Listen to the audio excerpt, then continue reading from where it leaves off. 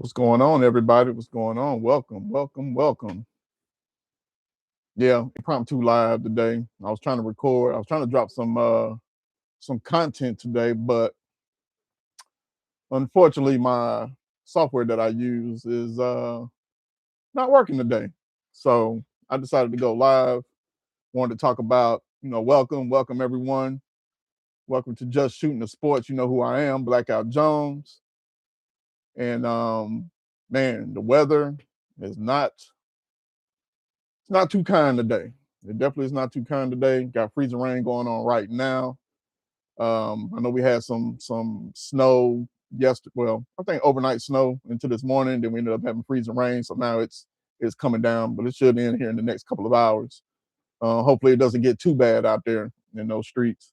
But I hope everyone else that's in the way of this storm, I hope y'all are safe. I hope y'all staying warm. I hope y'all have all the essentials that you need, the food, all the important things that you need during this time, hopefully. But anyway, yeah, I was stating before when I first got on here. Yeah, I was trying to record a video because we ended up getting a commitment from Ian Duarte out of Idaho State, and also had another commitment from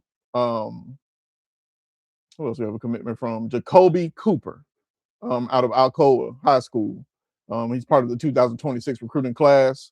And then later on, we ended up getting another recruit by the name of Jadaeus Richard. No, not a recruit, but a transfer portal player from Miami. He's a cornerback, safety, whatever you want to call him. So we ended up getting those three guys today. In regard to Ian Duarte, um, he comes in pretty much 5'10" redshirt sophomore.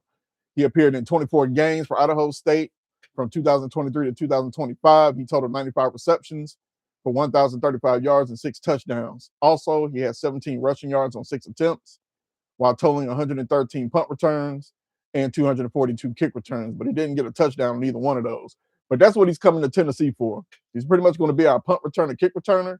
I don't think he's going to be I don't think he's going to be on the depth chart as far as wide receiver core is concerned, because we have plenty of wide receivers. Now, there's nothing wrong with having a whole lot of receivers at all, but the core that we have and the guys that are coming in that are dogs, that are, you already know they're going to start, he's pretty much going to be that centerpiece for us in regards to kick returning, punt returning. Why? Because we don't need a Braylon Staley out there returning punts, returning kicks. We definitely don't need a DeJuan Morris out there returning punts and returning kicks. We need that designated person that we can count on each and every Saturday that can return those, those punts and those kicks, which will make sense. Now, I thought the guy from Colorado, Isaiah Hodge, I thought he was going to be our return specialist, but that didn't end up being the case. So, yeah. Can y'all hear me? Can y'all hear me pretty good on here? Just want to make sure because I'm using another microphone. Hopefully y'all can hear what I'm saying. Just want to see if y'all can or not. But yeah, so definitely don't need those guys back there. And then in regards to Jacoby Cooper, he's out of Alcoa, which is a school outside of Knoxville in Tennessee. 6'2", 173 pounds. He definitely emerged in his senior season for the Tornadoes, amassing 628 yards and 9 touchdowns on 52 catches. And he was also a key element in the passing game for Alcoa, who won their 11th straight TSSAA state championship in their first in Class 4A. So basically what that means is they won 10 straight in Class 3A, then again won this year in Class 4A. On top of that, as far as since 2000, they've won 20 out of 25 state championships.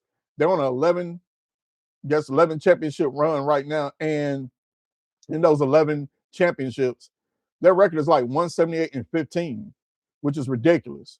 They're considered a powerhouse in Tennessee, along with Maryville, if y'all familiar with, with Alcoa and Maryville. But Alcoa is straight powerhouse. But, you get kids that have been with each other since Pee-wee to middle school to high school. They have that continuity. They see each other. They play with each other every single day. So when you bring them on the field, they already know their tendencies. They know what to do. They know how to take care of business. So they're probably going to continue their winning ways. And then in championships, this is how many championships that they have. They also have They have what? I think their championship record was like 145-15, which is ridiculous. You know what I mean? So yeah, Greenville. I'm trying to think. Were they the ones waiting back in the day that used to run the wing T a lot? I'm trying to think, but I'm not familiar with Greenville. But I'm pretty sure back in the day they kind of ran an offense like that. What's going on, Rhonda? How you doing? Yeah, everyone's doing well. You know, we're dealing with the storm, but it is not as bad as they considered it to be. You know, they were saying a whole lot of, you know, it was going to be a whole bunch of freezing rain. It was supposed to be like 8 to 12 inches at one point, then end up dwindling down. But you know, I ain't believe any of that. But freezing rain, yeah, it is what it is. Okay, they're in Knoxville. Okay, I'm gonna have to check on them, see what's going on. Man, you don't trust Jim Knowles? Come on, man. You gotta trust Jim Knowles. Well, we don't know right now. I mean, the proof is in the pudding. Wherever he's went, wherever he's been at, Oklahoma State, understand, we already know how the Big 12 is. We know that it was happy action fun time. There was no defense. And for him to even get that defense into the top 15, that speaks volumes. Ohio State defense, top 10, that speaks volumes. We can't go by the 1 year with Penn State. They was just getting his feet wet. And even then, their defense was better than our defense, just to be honest. So, you know, I can't sit here and say I don't trust him. Haven't seen, you know, we haven't seen his work. That's why he brought in who he brought in from that system. Now I know a lot of people sit here and they say, well, you know, Penn State didn't do that well. Why are they even here? They didn't do good last year. Okay, yeah, I understand that. But at the same time, they did say it may take a year or two. Well, those guys are going to be in their second year. And as I always stated, those guys are going to be able to come in and going to be able to teach the people that haven't worked under that scheme.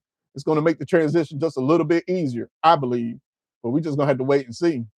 It makes me feel good to know his daughter is a Tennessee alumni. Yeah, I saw that video.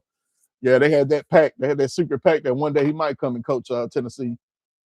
But we'll see. We'll see how that works. Where that old fool been at all this time. Should have got John Chavis then. Man, John Chavis was John Chavis blitz you, and look, John Chavis will blitz you every moment, every down if he needed to. That's one thing about old Chavis, because even when he went to LSU, that defense was top notch. Yeah, John Chavis was a dude. He was definitely a dude. But I think Jim Knowles is going to work out for us, man. We got to have faith, Andre. Got to have faith. I say get Faison Brandon the keys. Look how Michigan did with Bryce Underwood in his first year. Yeah, in a perfect world, that would be the case. We'll see. We'll see during training camp. We'll see during off season. We'll see what it looks like in fall camp, spring camp, all that. We'll see what it looks like. But I think George is going to be the front runner. Well, right now is his to lose. You know, the Ryan Staub guy that came in from Colorado, he has no chance. He doesn't have a chance in the world. I wouldn't give him the keys. Let him be a third string, and let him be, and you know, let him be that guy. But yeah, Bryce, and I mean, even with Michigan, they didn't have no choice at quarterback. Bryce was the guy. And then you got to look at his frame too. Big dude, man. He's a big guy, but you know, he made freshman mistakes. But that's what happens when you're a freshman. You know, it ain't too many that can go out there and ball out. You know, Trevor Lawrence is, around, or, what's the other quarterback? No Tuas or nothing like that running around here. But yeah, but Bryce is going to do well. Definitely with Kyle Whittingham up there. I think he's going to prepare him and get him to be very successful. Definitely in that offense, because that coaching staff in Michigan was trash. I'm talking about across the board, head coach on down. So it is what it is with them. I do want to give a shout out to Mike Bethea II. He was Tennessee's walk-on. He's been at Tennessee for 2 years. He transferred from Maryville College. He ended up receiving his scholarship, I want to say the other day. So big congrats to him. I know, I always want to kind of give, congratulations to people that, walk on and be on the team. And even though, yeah, he doesn't get any burn here and there or whatsoever, but, his hard work has paid off and has allowed him to get a free ride for his last year. So you can't beat that. Deshaun Bishop, hey, he went through that as well. He was a walk-on. He proved himself, mightily proved himself. And, he got his scholarship. Will Brooks, I know everybody remember Will Brooks. He was a walk-on as well, got his scholarship. He showed up and showed out a couple of games, last year. Well, the year before in that top 10 defense. So, I appreciate those guys, man, that bet on themselves. You know what I mean? That's a good look, and they didn't get into the transfer portal. You know, they didn't say, "Oh my God, I'm not getting no touches. Let me go ahead and go somewhere else and be great." You know, they stuck with the plan, and look what the plan did for them. It gave them everything that they wanted. You know, what's that? A scholarship, a free ride in college. Even though it's his last year, he ain't got to worry about paying for it. So that's a great thing. But yeah, like I said before, we got three, commitments this weekend. We'll see what they look like. Of course, Jacoby Cooper. He's going to come in. He's going to have to earn his spot. I know he ain't starting this year. Duarte, he's probably going to be, like I say, he's going to be our kickoff returner, punt returner. And then Jadaeus Richard from Miami, cornerback, defensive back. He's gonna. They definitely getting depth back there because they learned their lesson. I truly believe Tennessee learned their lesson, not having a lot of people that you can count on depth wise in the secondary. It was definitely detrimental to us last year. Definitely with the injuries with Jamar McCoy, Ricky Gibson, of course. Jacoby Thomas going to Miami. Boo Carter. He wasn't all in, and I hate that for the man. He wasn't all in last year, so it was detrimental for us. So I think this year they were like, look, we got to get some bodies back here because we're not trying to go through what we went through back in 2025. We got to make sure that we have dudes. We got to make sure they're dudes that can definitely play, that can definitely be ball hawks for that defense when the defensive line is not sacking the quarterback, because it goes hand in hand. Your defensive line plays well, it makes the secondary look good. Secondary plays well, makes the D line look good. Hand in hand. That's what it is. That's just what it is. That's why I want this team, for once, offense doing something, defense doing something. They don't never work together. It's either we got a great offense, we got a mid defense, we got a great defense, we got a mid offense. We don't ever have two greats of both offense and defense. I'm looking for that this year. It has to happen. It just has to. We can't continue to be, middle of the pack and losing games we don't have no business losing. And next thing you know, we're 10-2 or we're 9-3, and we're sitting here doing the same thing, talking about the same thing. No, we ain't got time for that. It's time to compete. It's 6th year. It's time to compete. You done got Jim Knowles, one of the best defensive coordinators in the game. You kept, Coach Garner. You kept William Inge. You got, Jim Knowles got the staff that he wants. And then on the offensive side of the ball, you have every talent on every skill set and on every position. Quarterback is going to be, we're in that again. The quarterback situation. What is that going to look like? I'm tired of seeing what that's looking like. We've been trying to see what a quarterback position been looking like ever since Hendon Hooker. Joe Milton, what was that looking like? Yeah, it looked what it looked. Nico, freshman, he made mistakes. He didn't do well in the SEC. We were looking forward to see what he looked like in the second year. That didn't happen. Joey Aguilar, he performed well, but towards the end, he ran out of gas just like Tennessee did. Now, we're going through it again. Now, what does George McIntyre look like? What does Faison Brandon look like? I guess we can talk about Ryan Staub. Do y'all really want to talk about Ryan Staub? I don't, not really, but he's on the team. And put some respect on Mason Phillips' name. I keep saying that. I know Mason ain't gonna never start. He ain't gonna never play. He's just gonna be throwing passes during the game, practice and all that. But we definitely looking forward to this season, man. Anybody looking at the playoffs? Anybody know the score? I'm not really watching. I know it was what 10-7 Patriots, if I'm not mistaken. I think they were winning. Take a look.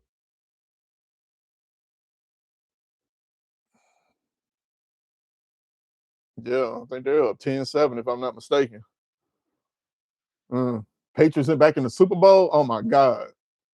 Just imagine when if they make it to the Super Bowl, man, them Patriots fans gonna lose their mind. Yeah, look at us. Yeah, we got back. We don't have Brady. Yeah, we don't have Brady no more. Yeah, we made it. I'm like, Jesus. Yeah, I guess. Whatever. We know who the true leader was of of those teams that went to the Super Bowl. It wasn't Belichick whatsoever. But anyway, man, how y'all feel about the transfer portal as a whole, as far as the guys that they have recruited this year into the transfer that were in the transfer portal? How do y'all feel about that? I mean, I feel good about it. I think they got some dudes that really want to come in and really want to, make some noise at the University of Tennessee. Um, I'm happy on how they approach the defense. They approached the defense really well. Still need a defensive tackle or two. That's still missing. How do y'all feel about this new strength and conditioning coach? Looks like he mean business. I know I was reading a report where that man had garbage cans out there just in case somebody want to throw up their life, want to throw up 2025. Yeah. Yeah, I like it. Since day one, he came in there working. The production team for Tennessee, for the university, man, they spot on. That production team is mean. I mean, with everything they do, to the dark mode promotions, to we get a new head coach, flying to Miami, picking up the coach, flying back to Knoxville. He coming in there to meet the players. You have all that on deck. And then day one, they working. Man, I'm telling you. Yeah, getting ready to clean some clocks. Exactly. I loved every bit of it. He's coming to work. He's not playing no games. But that's what we need. Joey Aguilar told you. He told you everything you needed to know. What was that? After the Vanderbilt game? How we wasn't physical in practice enough. We was very lackadaisical. We wasn't taking it serious. You know what I mean? And it showed. It showed. It showed. It definitely showed on the field. Towards the end of games, just didn't have enough in the tank. It showed with the tackling, poor tackling, bad tackling. I went back and watched that play against Alabama with what's his name, Jeremy Bernard. Had him dead to rights. Had him dead to rights. That man was like 5-10 yards behind the line of scrimmage, and somehow he got through and made the first down. Like, having that type of strength and conditioning coach, and I can see why they paid him $1.2 million. I'm not mad at that. Give him his money. He deserves it. He's had nothing but success wherever he's been. Now, I know a lot of people can say, well, he didn't coach the team. That's fine. That's fine. Yes, we give credit to the coach, but understand who you need to make those players be who they need to be for the coach to be able to coach them the way they need to be coached. You got to have that. You can't be BSing around. You get hurt in this game. This game is violent, even on the college level. You got to be ready every single Saturday, even during the week, to even perform on Saturday. And then he brought his two guys with him. I looked at those dudes. They big horses. They mean business too. We got a new nutritionist that's going to get them, hopefully on task. There's no, I mean, we can't play. We can't play no more games. 9-game schedule. It's here. It's here. And I'm talking about 9 almost great games. Like, seriously. Like, we sitting here. Let me pull their schedule up.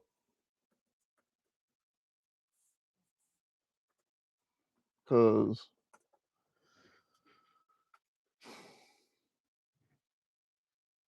so look, we had Furman. Yes, we got to go to Georgia Tech, return to the scene of the crime. Even though this time we're playing at Bobby Dodd Stadium, we're not playing in Mercedes-Benz. So that's going to be a home game for Georgia Tech. They got Mendoza. They got Francisco Mendoza's brother. He transferred to Georgia Tech, so it seems to me that we're going to be playing against him. And then, of course, Kennesaw State. And then we got Texas, Auburn, Arkansas, Alabama, at South Carolina versus Kentucky, at Texas A&M versus LSU at Vanderbilt. It's not easy. It's not easy.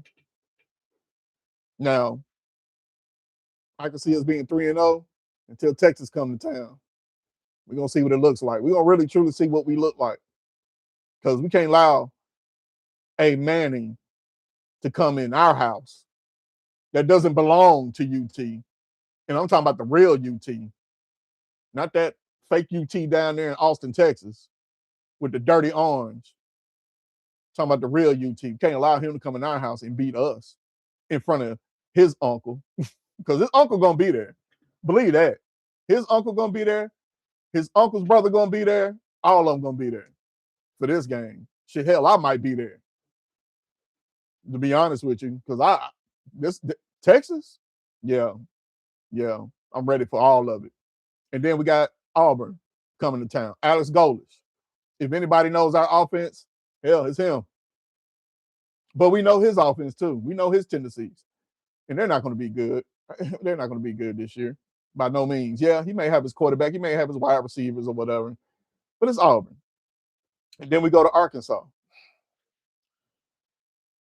Last year we got lucky against Arkansas. I don't know what it is about Arkansas. I don't know how they become a thorn in our side. I don't get it at all. They are not great, but somehow they beat us. I don't get it. I just don't get it. And now we got to go to Fayetteville, Arkansas, and got to hear Sue Wee all day. Nah, we got to go in there, take care of business. Of course, Alabama knocked them upside their head. Yeah, they got a whole new quarterback starting for them, so we'll see how he handles it. You know, what's going on, Vol girl? How you doing today? How you doing, man? Nothing much. Just sitting here talking about the commitments that we ended up receiving this weekend. I gave congratulations to Mike Bethea the second. He received his scholarship, walk on. He received his scholarship just now. So, I mean, the other day. So, congratulations to him. What else I talked about? Sitting here talking about the schedule. You know, what are we going to look like? What we're not going to do is lose to Arch Manning in our house. Talking about that as well, and just shooting the sports. I would say something else, but that's where I pretty much got it from, because everybody was talking about shooting the S. But yeah, so that's about it. How everything going? So you just got home? Okay. Yeah, I've been home all day. We got freezing rain, snow, sleet, you name it, we got it. It's happening as we speak. So I'm definitely not going to be at work tomorrow, even though they say, yeah, work from home. But yeah, so, and then we got South Carolina. Of course, we owe them. We really owe them in Columbia. We haven't forgot 2022. We haven't forgot whatsoever. No, we owe you one, and we're going to give it to you. Lenore Sellers, he is who he is. We're not allowing that to happen. Then, of course, Kentucky. We are who we are. We own them. And then at Texas A&M, yeah, yeah. LSU, yeah. Lane Kiffin returns to the scene of the crime. Oh my God, I can't wait for that game. I might go to that game too. I can't wait for that game. I want Lane so bad. Who will Peyton not for? Oh, who will Peyton root for? See, you better root for Tennessee. He got to. There's no way. You have to root for Tennessee. You can't sit and say, man, I'm neutral. No, I ain't no neutral. I get it. That's your nephew. I understand. But understand, you are a volunteer. You are one of the greats. We don't want nothing less. We don't want nothing less. Shoot. Hey, look, I know Thanksgiving dinners are going to be different. That's fine this year. That's okay. But, it is what it is. I don't care.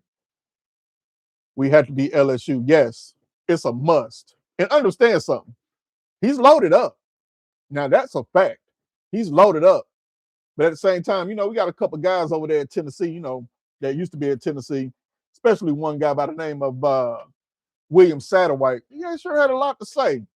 I like this little, cute graphic that he had about, Lane Kiffin putting, Josh Heupel in the locker. Yeah, that was cute. That was cute. We'll see how cute it is come November 21st. We'll see how cute it is, young man. But hey, go be great. But yeah, they definitely loaded up at the court.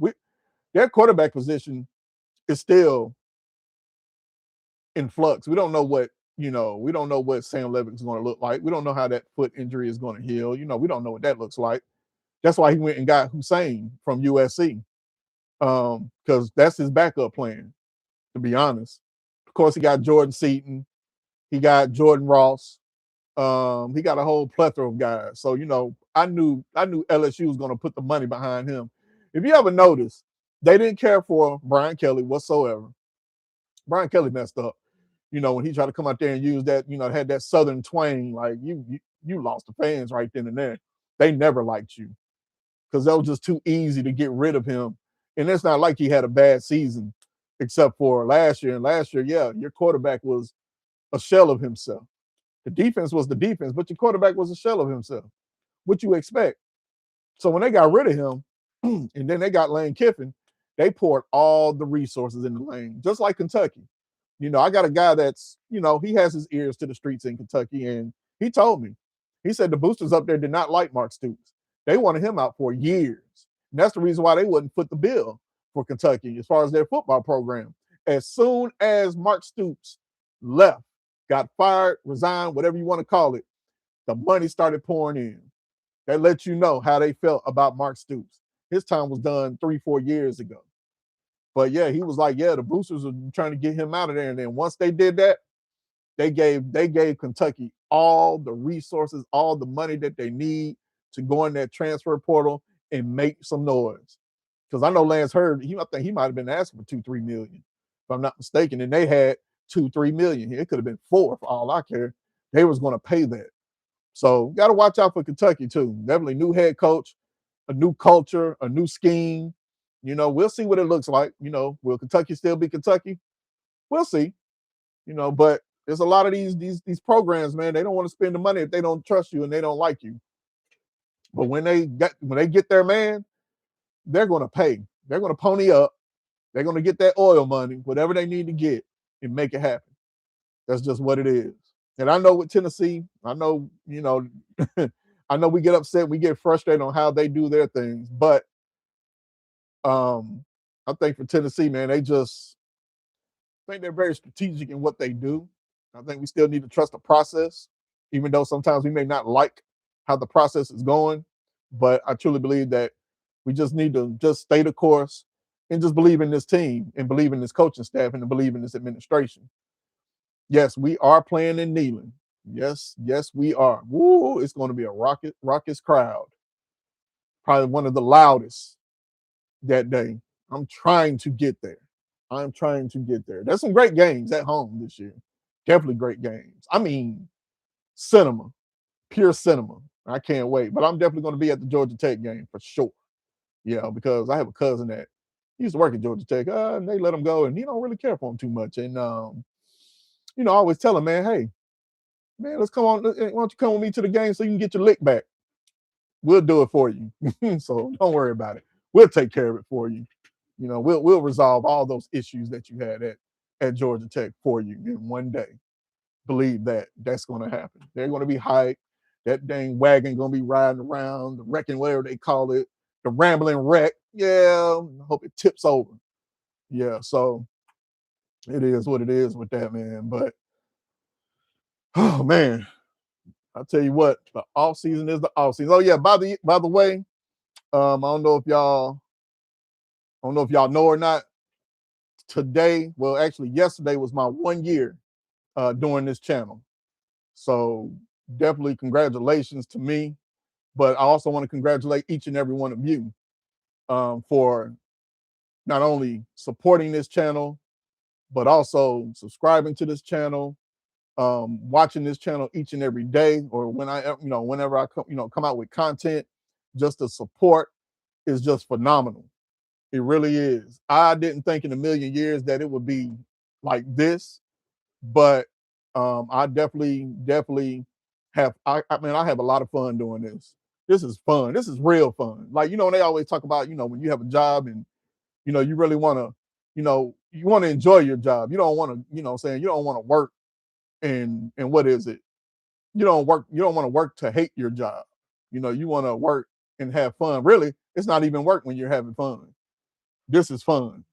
Like, to be able to talk to folks that, I haven't met, never seen before, and just have that camaraderie, have that, that friendship and that support, man, that means the world to me. So yeah, Rhonda, you did tell me. Because Rhonda was there when I was like, man, Rhonda used to be like, hey, don't worry, that you're gonna get what you're gonna get. And I used to be like, yeah, that's fine. I'm like, but I enjoy it. So, but just the love and the support, man, it's fantastic. And the comments, man, some of y'all comments, man, I just be laughing. But hey, I respond to each and every one of those comments. I just love it.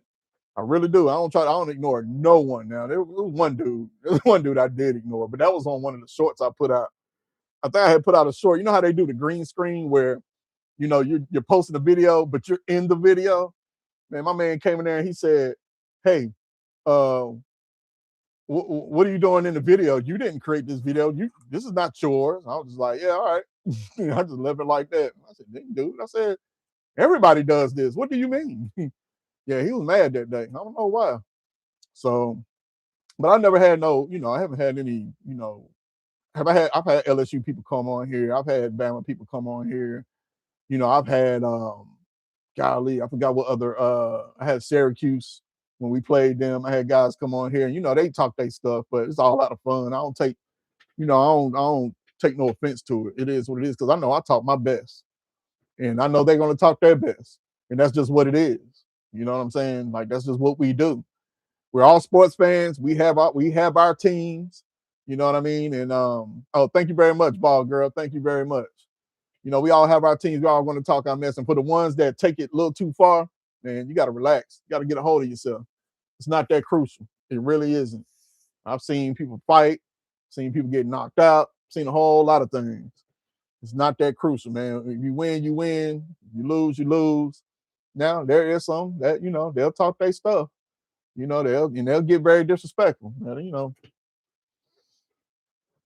Mm, do what you will with that. But most of the games that I've been to, man, I've had fun. I've had a great time. The West Virginia fans, they are obnoxious. Yeah, they're annoying. I remember when we played West Virginia, that's when we had Garantano. And yeah, those guys, they're different. And we got them in, I think we played West Virginia, 2027, if I'm not mistaken, either 27 or 28. Yeah. So if you haven't been to a West Virginia game when we played them, you should try it out. It's interesting. It really is. But yeah, man, but yeah, I have a lot of fun doing this. Yes. I, I never thought I'd have as many subscribers that I have now. I can't wait till I get to that 1,000 mark. I'm probably gonna crack champagne and pour it on my head like I won a championship or something. Jim Knowles got Franklin fired. Man, listen. Franklin got himself fired. I'm gonna go ahead. Look, Andre, you my folk and everything like that, but I gotta call it the way I gotta call it. Understand something. Before Jim Knowles even got there, his top 10 record against top 10 teams was trash. His record with Michigan and Ohio State was trash. He got himself fired. He ain't have nothing to do with that. He got himself fired. He been got himself fired. Matter of fact, he was there a little bit longer than he should have been before Jim Knowles got there. Understand, Jim Knowles was only there 1 year. He was only there 1 year. Before that, that man couldn't beat Ohio State and he couldn't beat Michigan. That's what got him fired. He got lucky last year and got into the college football playoffs, but before that, when was the last time he won when he won the Big Ten championship? What was that, 2006, 2008, something like that? He got himself fired. He should have been gone. They gave him grace. Too much grace, I think. To be honest. Too much grace. What you mean? It didn't hit the fan? Understand something.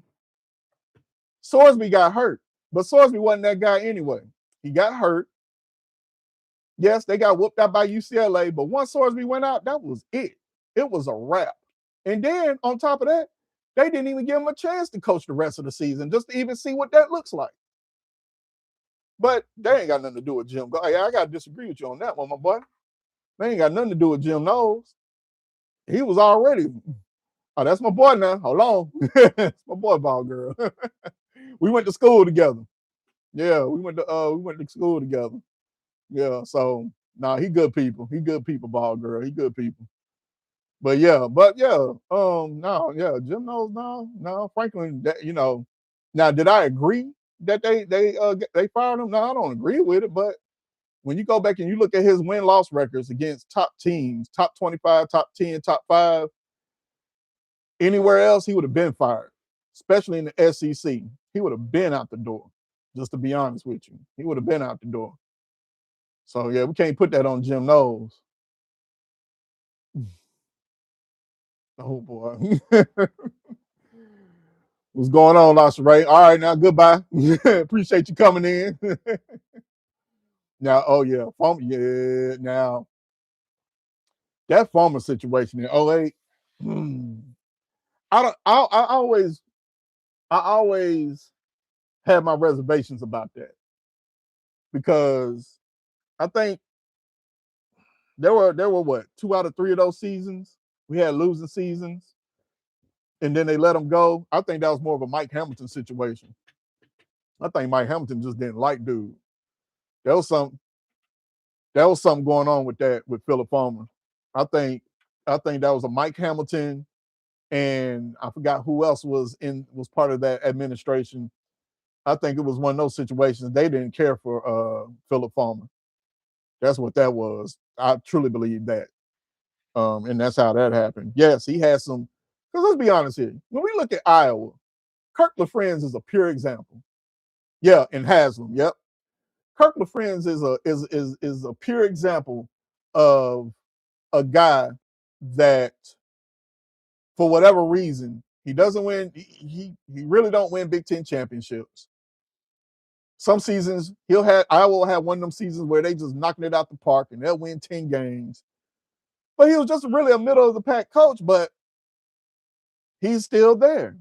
That the administration they're just loyal to Kirk LaFrenz. But if Kirk LaFrenz was anywhere else, man, Kirk would have been gone. He would have been on his second, third team. Who knows? You know what I'm saying? Like, for real, like, that's a pure example. So when Philip Farmer got let go, I didn't agree with it whatsoever. That should have never happened. Yeah, he had a couple seasons that didn't go well. Okay, it happens. You're not going to win every year. You know what I mean? Like, he was a national champion, 2-time SEC champion. He was still competing. When he got fired, understand, we were just what? We had just went to the SEC championship the year before, if I'm not mistaken. So yeah, it was crazy. But James Franklin,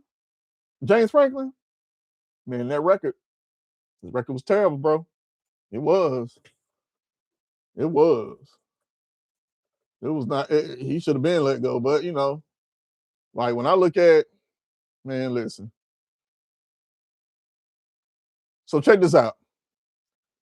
James Franklin holds a combined 4-17 record against Ohio State and Michigan. And then he has a 1-11 record against Ohio State, 3-6 record against Michigan. Let me see. What else? Yeah, it was bad. It was bad. And you know how people are when you don't beat your rivals. They'll toss you out of here. Like I said, he should have been gone. But it is what it is. You know what I'm saying? Hey, he's at Virginia Tech now. He's in the ACC. I'm pretty sure he's going to do well in the SEC. For all I know, I can see him winning the ACC championship before Miami does. Because understand, Miami still hasn't won. Damn, they still ain't won the ACC championship. When we lost to Vandy in 2005, people lost their minds. Yeah, it was the first time we lost to them since 1982. People didn't know how to act. I was at that game. Yeah, that was bad. Jay Cutler diced us up. Oh, he diced us up. Jay Cutler did us bad. He did. He did us bad, man. It was bad. Lost their mind. Never lost to Vandy. And look what I say. What I just say. You lose to a rival, especially of Vandy's caliber. At that time, yeah, the wheels are going to start turning. They're like, well, maybe Farmer has lost his way. Maybe he doesn't have it anymore. We can't get that magic back. What are you talking about? He wasn't that bad off. I didn't like Farmer. I'm a Johnny Majors fan. Okay. Now I got to play this guy. Now I got to be the bad guy now. So I will say this. Okay, you was born in 82, Ball Girl. So I don't know if you remember this or not. And I can see it from Andre's point of view.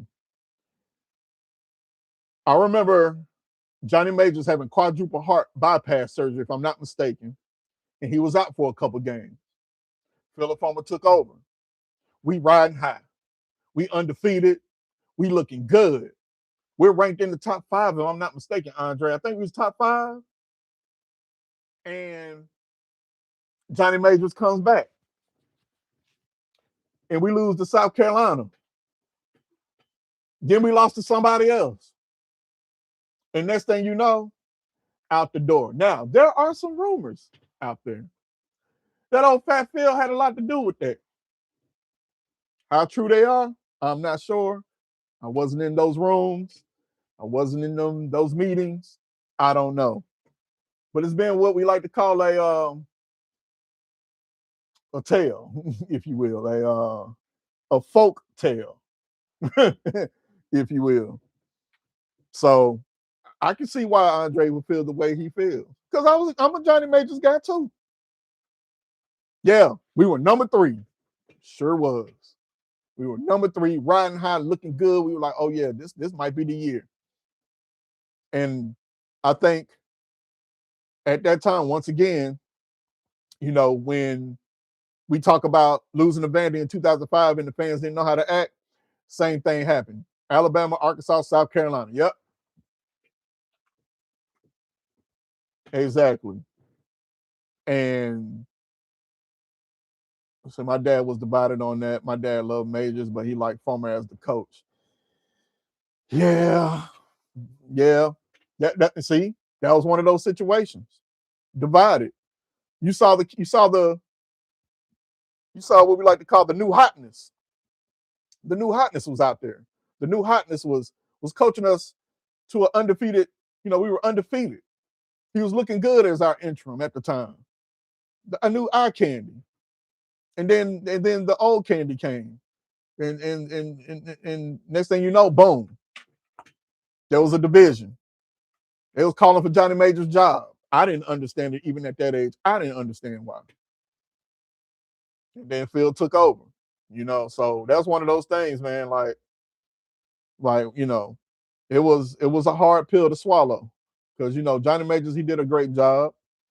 He was a great coach. He got a national championship, but it was with Pittsburgh. But he came to Tennessee, resurrected Tennessee, because at one point Tennessee just wasn't that good.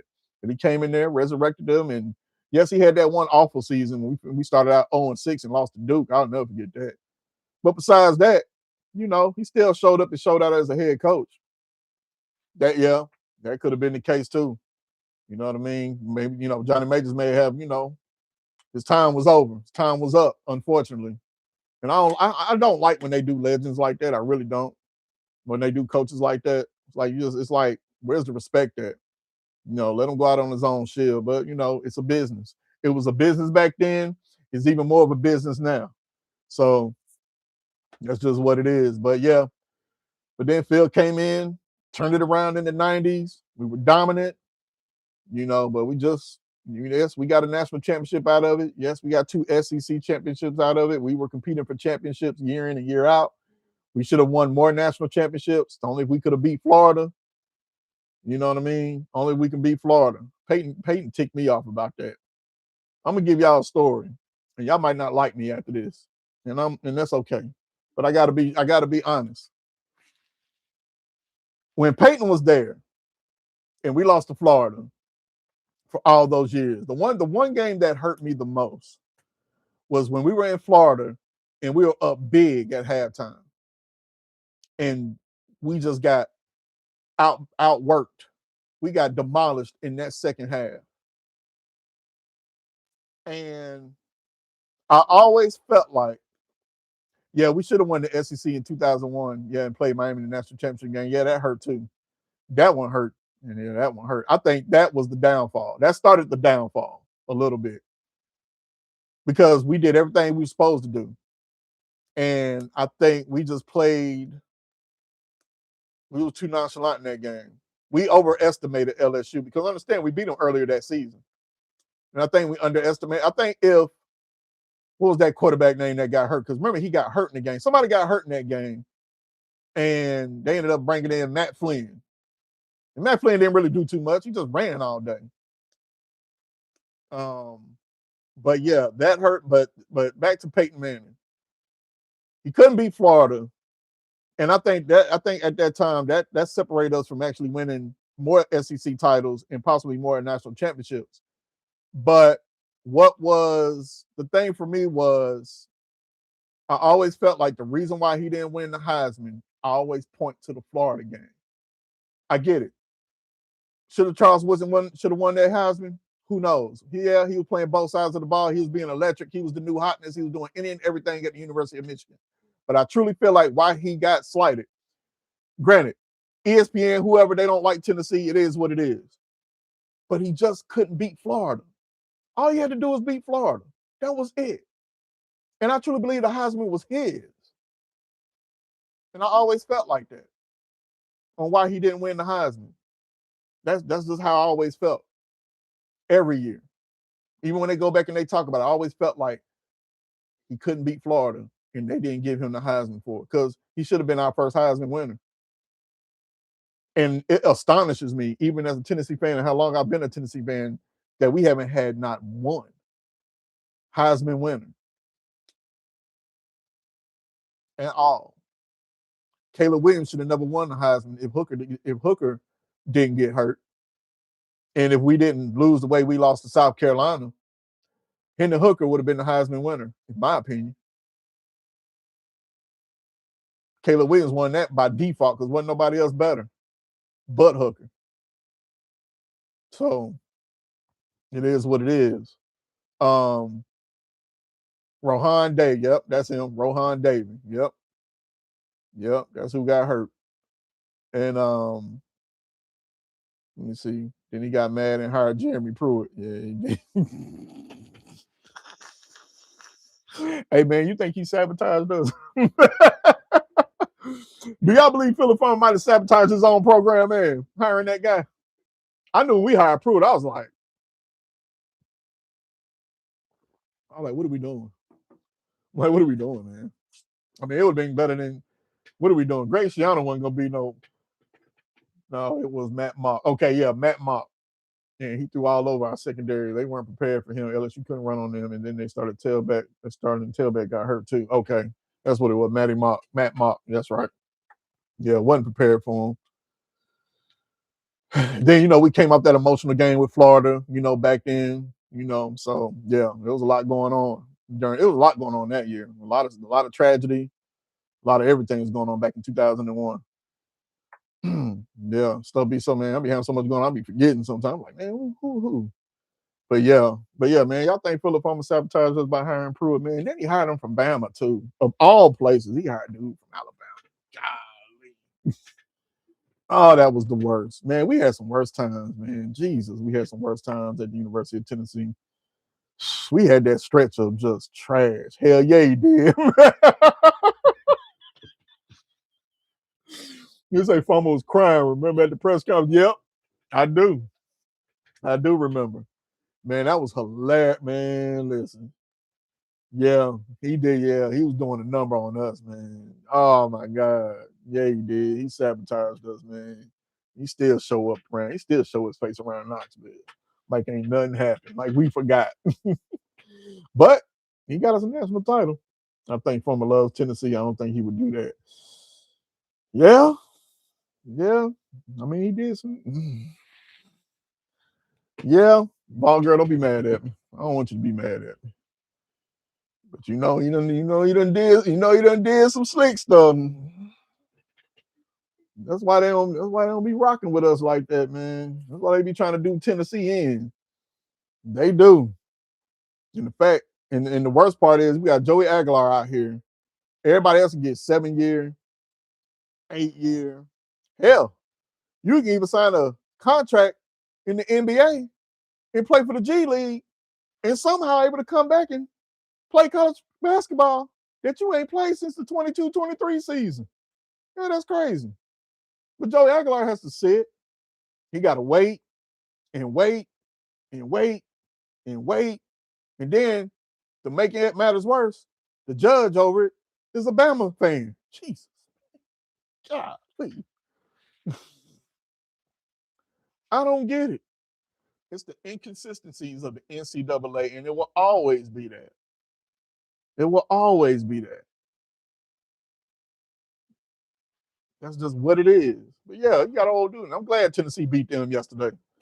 Got that grown man coming in there because he can't cut it in the NBA. He can't cut it. Oh yeah, I believe it. I believe it. I do.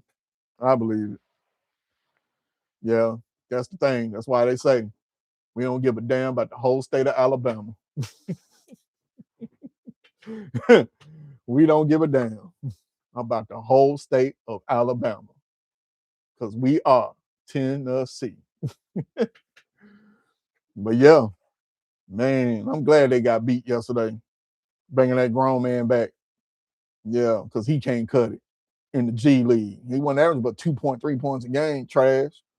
Yeah, you think he come back to college? That's sad. That's sad. The fact that you even tried it, that's crazy. And then he tried to throw somebody else under the bus. It was another guy he was trying to blame that they were able to let him back. But guess what? He never signed a contract. He never played. So yeah, he can come back if he has eligibility and he didn't sign an agent. But yeah, yeah. Oh, it definitely runs deep. Oh yeah, I know that now. I know that for sure. It runs deep. Yeah, they don't care for us too much. Oh, they don't. They don't, man. We enemy. You would think we was public enemy number one. You know what it is. I don't know why you don't like us. All we do is just go out there and play, man. That's it. Don't cause no problems. Not at all, whatsoever. But yeah, man. Yeah, Tennessee, Bama. It's always going to be what it's going to be, and that's a rivalry on the field, on the court, off the field. That's just what it is. One of the best rivalries. I'm glad that we got it back to where it needs to be instead of getting mollywopped every year. I'm glad it's back. I'm glad it's competitive now, you know. So I do thank Josh Heupel for that and for other things as well, for bringing the competitiveness back to that series. Um, we just got to get Georgia now. We have to get Georgia. Yeah, we let them off the hook this year in so many ways, but that's something he has to do. He has to slay the dragon. You know, unfortunately he ain't gonna be able to do it this year. I want to say we play him next year, so he'll have his shot in Athens. We just gonna have to see. We're just gonna have to see. But he's pretty much, he's beating Florida, he's beating Bama, and then of course he'll go out there and lose to Arkansas. He'll lose to South Carolina. He'll lose to Vandy. He'll do just unnecessary stuff. He really will. We play him in 2027. Yep. So we definitely can't wait for that game. But yeah, man, what everybody got going on for the rest of the day, rest of the night, rest of the evening? What y'all got going on? I know I'm gonna be at work tomorrow. They already closed our office for tomorrow. Oh, I already closed our office, so ain't no work for me. I think there was a couple people without power where I'm at in the city. So hopefully they can get them up and running the next couple of days. Hopefully sooner than that. That was the one thing I was kind of worried about a little bit was the power going out. Yeah, we finally beat Florida in the swamp. I was still in college the last time we won down there. Sheesh. Yeah, it was a long time. What, 2004? Last time we beat them? 2003, 2004 in the swamp? That's crazy.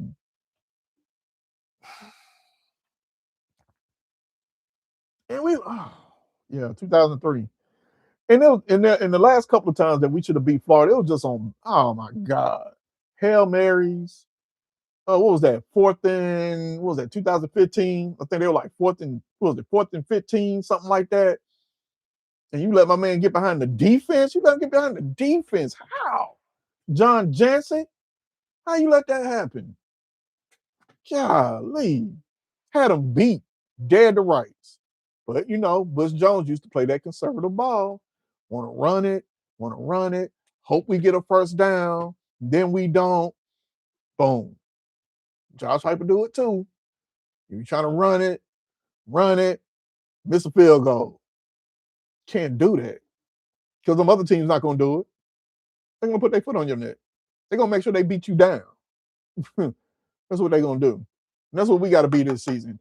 We need Josh Heupel to bring that fire back that he had in 2021, in 2022, where he had coaches out there mad at him. When he had Dorkowitz out there mad at him. Yeah, Dorkowitz. Y'all know who that is. I'm just saying. We need you to bring that fire back, hands down. Don't let up on nobody. Make it happen. We can't be sitting here pussyfooting around and, we want to be conservative. You play to lose. You play to lose. That's what you do. You play to lose the game when you do that. Pass the ball. Because evidently running didn't help us. So what's the difference? At least give it a shot. At least make it happen. Man, gotta make it happen. But yeah, so it is what it is. But I don't know if we're looking at anybody else in the transfer portal. Not sure. Haven't really heard anything. I don't know if we even have any more spots. I know they moved from 85 scholarships to 105 scholarships. So that's how many scholarships that you can have. I know that you can still add, some other players on the team, but they had to be walk-ons. I always say Florida was to us how we are to Kentucky. No matter how much better we were, Florida found a way to win. There were times Kentucky had better teams than us, and we still found a way to win. And Kentucky then beat Florida. That's crazy, ain't it? Kentucky could beat Florida. We couldn't beat Florida, but then we beat Kentucky. Crazy how that works. Kentucky couldn't beat us. We couldn't beat Florida, and Florida couldn't beat Kentucky. Wow. How that happens, how that works. Yeah, but Florida got a new coach. They got a well, hey, we don't even play them this year either. So whatever. We play them in what? I want to say we play them in 27. Take a look.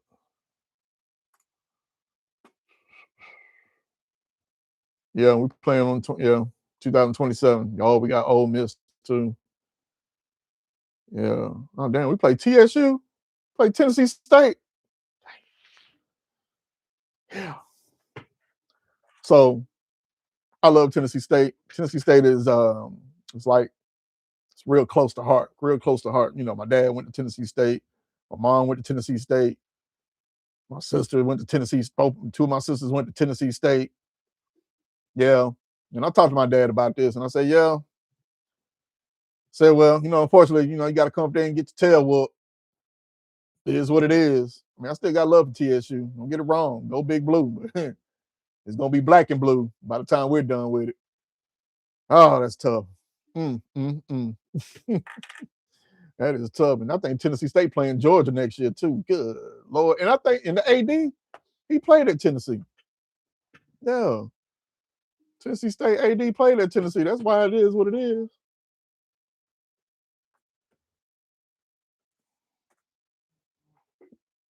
If I'm not mistaken. Mm-hmm. Yeah. Mickey Allen. Yeah. Mm-mm-mm. Yeah, they're going to get whooped out, unfortunately. Yeah, but my dad be all right. Hopefully get some better referees, man. The SEC not getting better referees. It is what it is with that. Them referees are who they are. I'm sorry. And it's across the board, too. Like the officiating is just bad. Like, how? Don't y'all practice this? Don't y'all look at film of the mistakes that you made? Do you do any of that?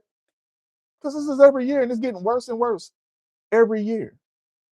Like, I don't understand it. Like, the calls are just terrible. Or they don't call anything. Either or. And if you do call it, it's a bad call. They're just not consistent. But who is? NFL referees, they're trash too. It's all across the board. NFL, college, Pee Wee League. It don't matter. High school,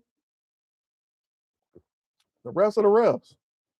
Now, sometimes you think they just got one eye open, and that's it. They just do this. Yeah, it looked like a hold. Let me call it. I guess. How do you feel about Witten going to OU? Do you think we should have grabbed him? He was playing at UT when I was there. I had a class with him. Um, I mean, if the opportunity presented itself, I wouldn't, it wouldn't have been an issue to grab him. But, we got Allbine there.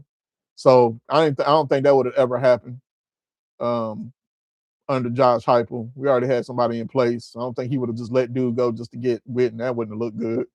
That wouldn't have been a good look. But at the same time, our tight ends, we have to do better with our tight ends. I think they did okay this year. I think they did a lot more with the tight ends this year than they have in previous years.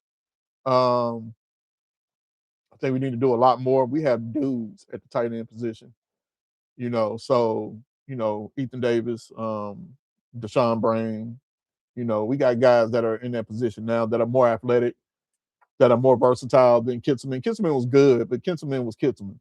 He made the catches, and then sometimes, he didn't catch. But, as far as like his speed, his agility, that it just wasn't there. And as far as how I feel about him going to OU, well, hey, you got to get a job somewhere. I think if he would have went to a place like Alabama, Georgia, Florida, places like that, yeah, I would have been feeling some type of way. But OU, not so much. I do hate the fact that we may lose out on some people, especially his son. I think that may solidify his son going to Oklahoma. I hate that, we lost, Jack, to OU, but I get it. I get why he transferred. And then on top of that, you're going to be coached by one of the best, and Jason Witten. So, why not be coached by him? So I don't have no ill will towards that. At least he's going somewhere where I feel like he can be developed even more. And I'm not saying Allbine is a bad, tight ends coach whatsoever. But let's understand who Jason Witten is. I mean, me and my cousin would sit here because my cousin, he's a Cowboys fan, and we talk about this till this day. We used to always say, man, how does he get open?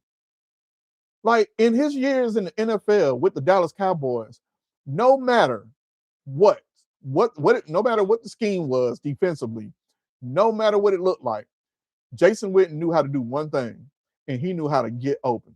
He was slow as hell, but he knew how to run that route. He knew where to be at. He played that tight end position the way it needed to be played. If you're not that athletic, find your spot. That's it. And he did it religiously. He found his spot. He was one of the best tight ends to do it. Always open. Dak Prescott, Tony Romo, it didn't matter who was quarterback. They can always guarantee that Jason Witten was going to be where he needed to be, regardless. And that's the thing. He was one of the best. So, for Jack to go there and be coached by one of those guys that played the game and played it at a high level, hey, congrats to you. But yeah, I don't have no problems with him being at OU. Not at all. One of my favorite kneeling moments was the 6 overtime win over Arkansas. I think it was 2002. Clausen and Witten for the win. Yeah, I remember that boy had me like this, edge of my seat. One of the greatest games in that series, or in the series that we've had with Arkansas. Yeah, it was a great game. He was, and that's the thing. That was Witten, big guy. Shoot, you couldn't do nothing with Jason Witten. Not at Tennessee, not at Dallas. You just couldn't. Great guy. So yeah, congrats to him for even getting a job. You know what I mean? Of that, in the SEC for a team like OU. But when we play you, yeah, I hope you take an L. That's it. No love loss. Just I don't want you to win. That's what it is. We can be cool after that. We can be cool before that, but in them 60 minutes, yeah. You got to get out of there, bud. I don't care for you whatsoever. No love lost. Yeah, I might even say something crazy to you. I'll be professional, but yeah, I'm talk crazy. Yeah, if I'm that close to the sidelines. But no, I have no issue with that. Yeah, he'll definitely be a ball for life. Yeah, that's not gonna change. That's not gonna change whatsoever. Hey, that ball for life something else. That's a whole nother situation. I'm gonna have to talk about that later. I have a cousin that's a Cowboy fan. I had to disown him. He's a Gator fan. I was like, dang, phew. Why did you have to disown him? Who's your team? Jay said, who's your team? Now, Gator fan, I can understand that. I mean, I got homeboys that are Gator fans or whatever. Yeah, we talk our mess, man. Listen, I remember one time, Pittsburgh, I get it. I get it. I get it. Understood. Understood. But yeah, I got homeboys. Shoot, man, I remember one time I flew to Tennessee, all just for the Florida Tennessee game. I didn't go to the game. I flew to Nashville, and me and my homeboy, he's a Florida fan, and yeah, we watched. That was the year that Florida threw that Hail Mary. Yeah, I walked out his house, and I walked out his house and went to the hotel. I ain't talked to nobody. Mm-mm. When that happened, I politely got my stuff and went on here and walked on out the house and got in my rental car and went to the hotel. Stopped by the liquor store first because I needed it. Yeah, tough. It was tough. Since Lance Swan and the Iron Curtain, oh yeah, yeah. Those were the teams back then. Terry Bradshaw, you know what I mean? Jefferson Street, yeah, yeah, yeah. Those are Joe Green, shoot, Franco Harris. Yeah, those are the boys. Those are the boys. Chuck Noll as the coach. Yes, sir. Yes, sir. Iron Curtain or Steel Curtain? Shoot, it didn't matter. Couldn't do nothing with it. You couldn't do nothing with it. But yeah, I get it. I see why you had to disown your cousin. No, that's your cousin, man. Hey, that's tough. That is tough. Disown his own cousin. I mean, I got a. That's yeah. Clausen was clutch. No need to mention the top 5 tight end in football history. Yeah, Clausen was. Hey, Casey Clausen, man. Iceman. Iceman was tough. Man, he was tough. He owned Florida. Yeah, he owned Florida. He was the one quarterback that just, hey, Florida ain't that Florida. Florida who? Don't worry about it. I got this. Yeah, he was that dude. My brother's a Cowboys fan. I never understood how, because my dad didn't really have an NFL team, he just wanted the former Vols to do well. He kind of rooted for the Titans when they came to Tennessee. Okay, so check this out. I didn't root for nobody that was from Tennessee that went to Dallas because I don't like Dallas. I despise Dallas. And that was the thing. When Jason Witten went to Dallas, we cut ties. Alvin Harper went to Dallas, we cut ties. That's how I roll. We cut ties. We have no ties anymore. It's over. You're on the opposition, and the one team I do not like at all. Yeah, yeah, I cut ties with you. Any Tennessee guy. Joe Milton went there. Out of here. See you later. We ain't got it. We ain't got it. I don't care for you. I'm glad we got Mike Keith. Yeah, I like Mike Keith. I do. So when the Titans, let me see, kind of rooted for the Titans when they came to Tennessee. All right, so people ask me this question, or they think I'm a Tennessee. So they think when I'm from Tennessee, they truly believe that, oh, you must be a Titans fan. Yeah, yeah, yeah. Yeah, you must be a Titans fan. I said, no, I'm a Washington fan. Yeah, Washington fan. Ever since around 81, 82, I've been a Washington fan. And because, well, for one, reason how I became a Washington fan, because I used to live in Reston, Virginia, which is outside of DC. And I lived there for like a couple of years. And my mom was friends with I think I told this story before. My mom was friends with one of the ladies that was actually married to one of the players. So as a kid, when you go into somebody's house and they got all these helmets and posters and trophies and all this, and then you loved, yeah, I loved the side of the helmet when they were the Redskins. I did. That what caught my attention. And on top of that, we didn't have no Tennessee. We didn't have no team in Tennessee. So I became a Washington fan.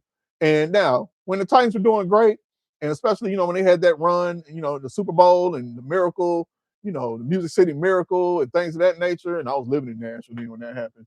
And yeah, what I'm saying? I wanted the city to get one. You know what I mean? I want you to get one, but understand something. Anytime Washington played the Titans, in Nashville, I had my Washington gear on. There was no cheering for the Titans. Yeah, I remember one year, and I think this when Spurrier was the coach. Yeah, Jesus, those years. And they came to Tennessee, and I remember sitting around some of the Titans fans, and we were blowing them out. And the Redskins fans, they were sitting up top in the corner. They had their own section. Man, when we was about to win, I got up. I said, "Yeah, I don't want to sit with y'all losers anymore. Let me go up here where the winners at." Oh man, I was getting they were looking at me crazy. I think I had one of my bosses when I was working where I was working at. He was there. He started laughing at me because I didn't even know he was there. He saw me, he just started laughing. So yeah, let me go sit here with the DC folk. Yeah, I enjoyed that. But yeah, no, I'm very loyal. Yeah, when it comes to my hey, look, I'm Washington. Yeah, they play the Titans. So what? If you're a Tennessee Vol and you go to Dallas, we cut ties. You're the enemy now. Sorry. Hey, I only want you to be successful. That's how low down I can get. I don't even want you to be successful. Not on my dime, not on our watch, and not on my time. Nope. Not whatsoever. We're not doing that. But yeah, that's the thing, man. But then when the Titans came, and now they got this new stadium. I mean, they trash, but they got this new stadium now. But we'll see. I know WrestleMania is supposed to be there, yeah, as y'all can see. Big wrestling fan. How could you tell? Yeah, I think WrestleMania is supposed to be there one year. Oh, I will be there for that. Said these streets may freeze over. Knowles defense was number 1 in the country with Ohio State. Penn State was 34th in the country and lost a good amount of defenders also to the portal. Yeah, they did.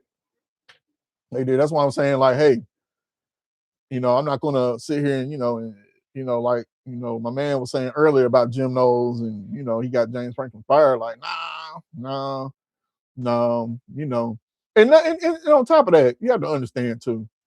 Anytime you have any changeover with a new defensive coordinator, a new scheme, a new way of playing defense, that's not going to work out on day one. And it's not going to work out on season one. Yeah, you may see some glimpses here and there, but there are going to be a lot of mistakes that are going to happen because they're still getting used to that scheme. So, that's just 1 year of this is what it is and really getting used to it. Because in practice and game, that's different. Practice time, game time, that's totally different. You know what I mean? So that's why I was like, when we hired him and we were able to get the guys that played under him, even guys, from other schools that may have played in his system, it's great because they know what it takes to play in that system. And that helps everyone else along the way that haven't played in his system for the University of Tennessee that played under Tim Banks. It will make the transition so much easier for everyone. And the way that they did it was very strategic. They got each player in each category, in each position that can teach each position how this defense works. We got a defensive tackle, got an edge rusher, linebacker, secondary. We got everything that understands how Jim Knowles likes to run his defense. And, looking at his interview, he talked about running the 4-2-5. He said there'll be some glimpses of a 3-3. He likes to mix it up, and I can tell that he needs athletic cornerbacks, athletic secondary that can make that defense and that scheme work of what he's trying to do. He's definitely trying to confuse the quarterback, show him different looks. And the one thing that I did like, I'll say this, the one thing that he said that I loved is when he said he makes in-game adjustments. That was our downfall for a lot of games because Tim Banks couldn't make the adjustments. Now, Josh Heupel ain't off the hook either. There were times, Josh Heupel, a lot of times in some ways, that he didn't know how to make the adjustments during the game. But defensively, we had a lot of that going on. So to hear that from Jim Knowles in regards to knowing how to change on the spot, I like that from him. and that's why I'm excited about what's to come for the future of the Tennessee defense. See, Vol girl, my dad was a big college football fan. He watched NFL because he loved football, but he didn't have an NFL team. He enjoyed college more, but I don't think he would like college football right now. Oh no, he'll hate it. He'll hate it. He'll hate it. Old school too. He'll hate it. Oh, he'll hate it. I know he would have. He would not have liked it whatsoever. Bo Burrell, I hope I said that right, knows his staff and the athletic trainer is going to make these guys scary good. This year, I bet we will be number 25 at least in defense. The next year, yeah, I believe that too. I believe that too. Now, if they show up and show out this year, oh my God, just think what year two gonna look like. And some of these guys that they've gotten, they got like 2 years that they've gotten out the transfer portal. Some of these guys got 2 years left. And hopefully they stay, because we know how this works. You'll come in, play 1 year, then you want to leave. And that, I don't know. I think in my mind, I want them to, well, before I get to that, let me get to this from Ball Girl. Agree at least one Penn State player in each level of the defense. Yes, this will help teach the others. Yes, exactly. Do y'all agree or not agree? Do y'all feel like that since we're in contracts now, and since they like to bring up, hey, this guy's resigning here and this guy's resigning there, do you feel like certain players need to go ahead and like sign maybe a 2-year contract or no? You know what I mean? Like, do y'all feel they need to have a contract where they sign for 2 years and they got to complete those 2 years before they can leave, or would that be detrimental? You play your 1 year, yeah, you want to leave, but you can't, and then you have this piss poor attitude in the next year and you don't give your all. It's a gift and a curse, I say. But I think it's going to have to come to a point to kind of clean all this mess up where, hey, since we're talking about contracts here, we need to, hey, and I'm talking about fulfill your contract. I'm not talking about, yeah, you sign a contract, but then you still have this ability to still jump in the portal when you want to leave, like, what are we doing here? Like, we got to have some type of continuity. We got to have some, because even with college, remember, at one point, I think, you can leave high school and go straight to the pros. And then I think they went to, yeah, you got to play 1 year at least and then go to the pros. Man, you got to do something. Dabo is calling them out big time. Man, listen, let me tell you about something, Dabo. I won't speak on Dabo. Hey, man, Dabo dropped pennies, nickels, dimes, quarters, 50-cent pieces, and dollar coins on Ole Miss like it was nobody business. I mean, he dropped everything. Oh my God. And the fact that the kid was like, yeah, I ain't going nowhere. No, you ain't got to worry about that, coach. No, no, no, no, no. And it was like, then all of a sudden, boom. My man said, yeah, coach. My man didn't even, he pulled that trick where, man, I ain't even calling you back. But when you hear from me, I just want to let you know, yeah, I'm going to go ahead and go to Ole Miss. Dabo, oh my God, he was burnt, man. He was burning all inside. I'm telling you, man, he was hot. And I mean, he called out everybody, lawyer, coach, AD, you name it, he did it. That's wild. Tampering, yeah, but you ain't got no rules against it. That's what I'm saying. It's wild, wild west now. Shoot them up, bang, bang. You know what I mean? That's just what it is. Let me see. G-Mac better hit 210. Can he run pretty well? Yeah, he can run pretty well. I've seen him play at Brentwood Academy. He got wheels on him. He does. He has wheel on him. For his frame, yeah, he got wheels on him. And he can throw. He can throw. He can throw that deep ball well. He got it. You know what I mean? He just gotta perfect it. This tampering stuff is crazy. Dabo doesn't want to see the players get paid. Well, hell, he in the transfer portal. Shoot, he got to. Look, I get it, Jay said. But you gotta adapt to the times. Now, Nick Saban was like, I'm not doing that. I'm not adapting to the times. We're not doing this. And that's why he left the game.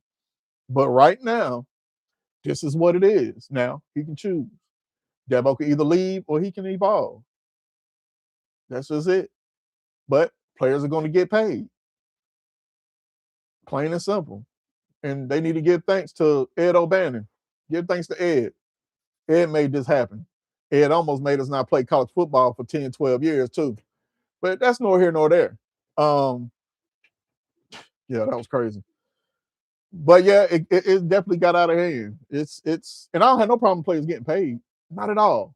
You know what I mean? Because they play, they make the money for college, for their programs. Have no problem with that. But at least tone it down a little bit. You know what I mean? Tone it down. If you transfer, fine, but you can't transfer no more. We're gonna keep doing this hopscotch. Because you know what's crazy about college football? There are journeymen. We always said journeymen were for the league, for the NFL. You didn't start talking about journeymen into the NFL, into the NBA, Major League Baseball, all the professional sports. There are guys that are in college right now that are journeymen. They've been on 4 or 5 different teams. Now, there's either something wrong with wherever you're going, or there's something wrong with you. I'm pretty sure there's something wrong with you. Because how do you end up at 4 or 5 schools? 4 to 5? I remember a guy by the name of Tate Martell, Gatorade National Player of the Year. Thought he was that dude. Mm-mm. That man went to 3 or 4 schools, 5 schools, and still couldn't start. That's when you knew it wasn't the schools. Man, you're just not good. You're just not that guy. He literally just started using the transfer portal. Yeah, just started using the transfer portal. Trainer going to have them hit Walter Payton's hill. Oh my God. Hey man, dude gonna have them boys throwing up. Look, I said he gonna be having them throwing up 2025. All that happened in 2025 gonna come out their system every day. Every day. There's somebody throwing up right now. What time is it? 6:51. They're throwing up right now. And they're not even practicing. But they're throwing up, just thinking about it.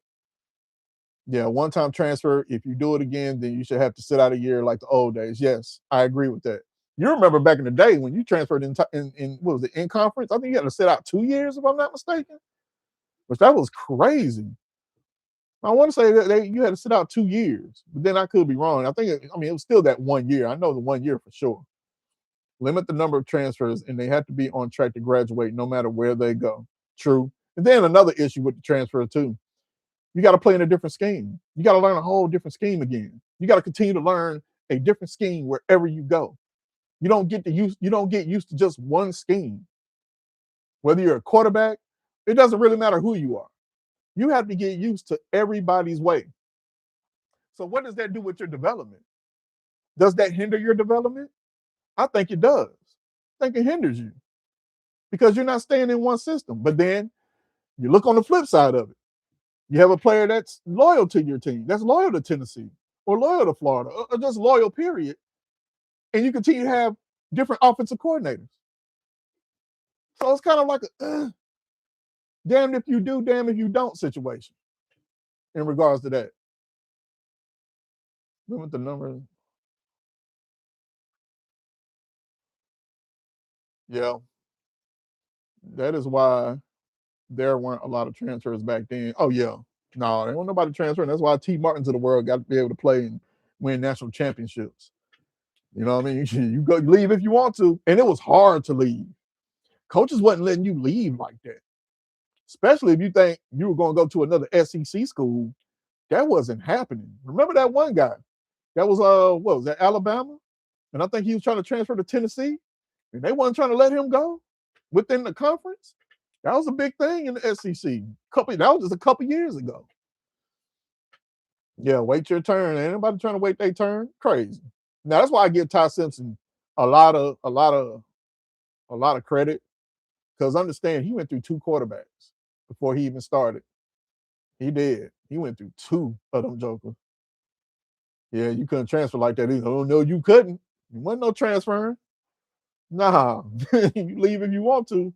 1 year, you gotta wait, sir. And you might not even play. Because in that 1 year you gotta wait, whatever position you in, that position may get taken from you because the dude that came in on the year that you couldn't play, he took off and showed out. Now what you gonna do? Yeah. Now they just willy-nilly out here. Unless you just that guy. Because understand something, there was over what? There's over 3,500 players that were in the portal. In reality, it's not a lot of money they're receiving. Plus, the agents are getting 20% in addition to taxes. They have to refocus on their education. True, they do.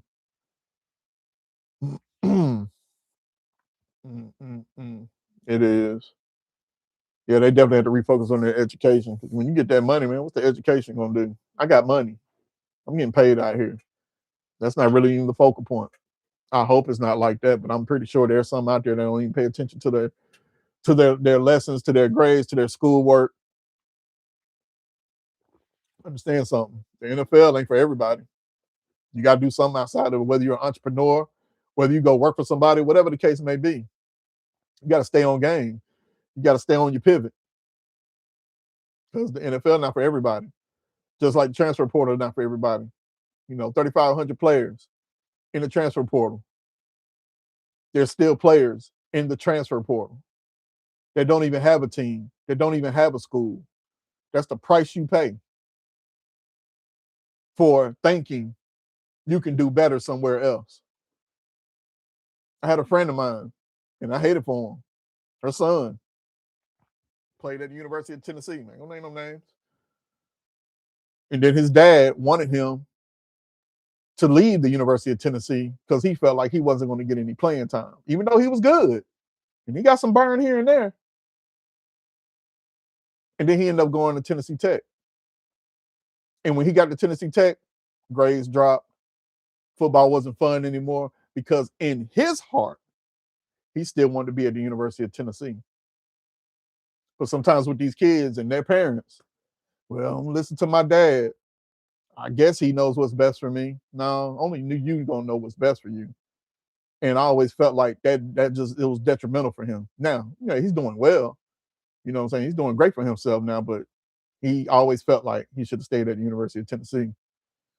After NIL and no NFL, no education, that is a disaster. It is. It is. I do respect Ty for that, but I heard he thought about transferring after the 2024 portal. Yeah, I saw that. But then because of Nico, and then Nico transferred in the spring, and Ty couldn't transfer there. Yeah, Nico ruined a lot of stuff. He goofy as hell too. But anyway, Dad was goofy too. Yeah, but anyway, so I'm glad Joey gone. Joey like dude. Joey like dude on Boys in the Hood. The one bumped Ricky. Man.